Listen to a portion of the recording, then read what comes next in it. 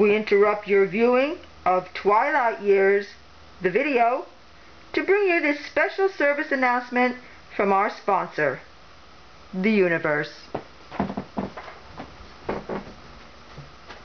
Hi, my name is Karen. I'm a physical therapist, and I've been helping people rehabilitate from disability and illness since 1981. Boy, things have changed. With modern medicine the way it is, people are staying alive forever.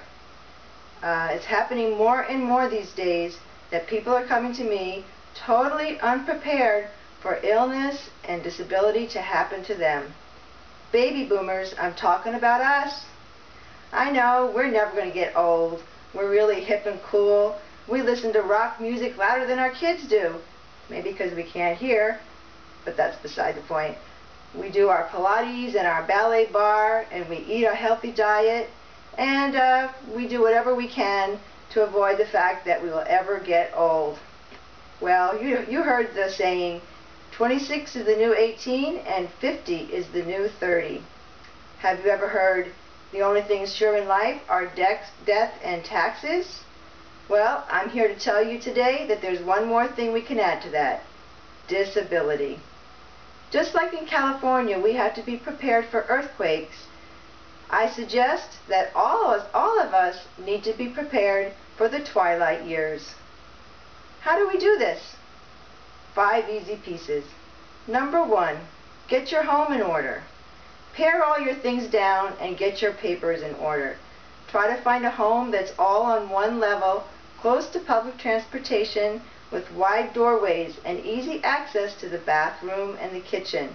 Put grab bars by the toilet and the shower stall, and also change the doorknobs to doorknobs that you can push rather than those that you have to turn.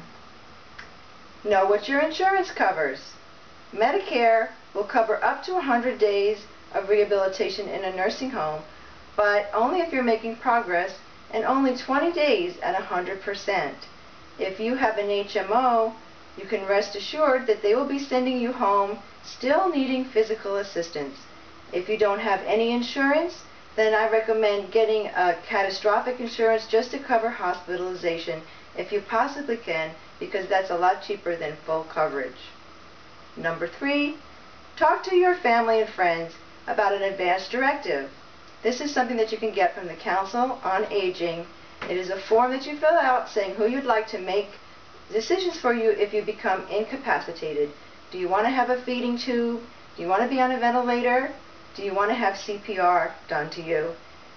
You always have the option of opting out of this kind of care. You can always go home and live peacefully without any medical care or with hospice. Number 4, who can help you if you get sick? Talk to family and friends about who can help you out if you do get sick and you need help with your mobility.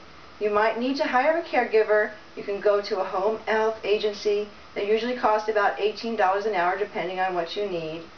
And maybe you might need to go to a boarding care, an assisted living, or even a nursing home if there's problems with frequent falls, confusion, or if there's a lot of physical assistance needed.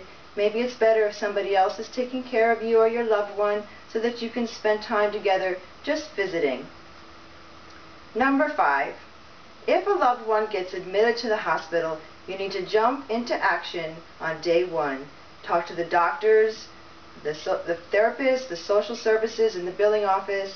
What is the diagnoses, the prognoses, the possible treatments? How long is your loved one expected to stay in the hospital? What is the estimated discharge date? Expect that nursing and therapy will be giving you or a hired caregiver training on how to take care of your loved one at home. If you have insurance, they probably will cover some home care for a few weeks, maybe a few months depending on what's needed, a few times a week, nursing and therapy. Remember, just like the gambler, Kenny Rogers, in his song, the best that we can hope for is to die in our sleep, and some of us, most of us, probably won't. I would like to add to this, though, that disability or slowing and losing some of our function is not really a bad thing. Aging, we need to embrace it. It gives us a chance to slow down, Let the younger people take over and do some stuff for us, because we've been trying to do it all for so long. Let's stop and look at sunsets and give each other lots of hugs and take our time and appreciate the twilight years when we're slowing down. Thank you. We now resume our regularly scheduled program, The Twilight Years, Part 69, Sex and the Total Hip Replacement.